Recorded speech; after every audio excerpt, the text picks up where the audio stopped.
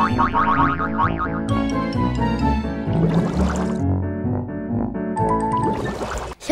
my name is Bogdan.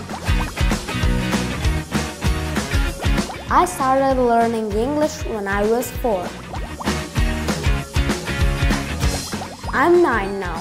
I can understand, I can read, I can write, and I can talk in English.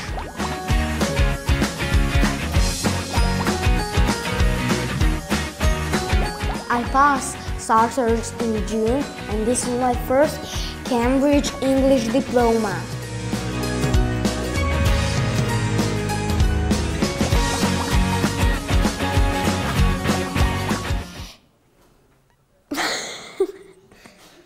Hello, my name is Bogdan.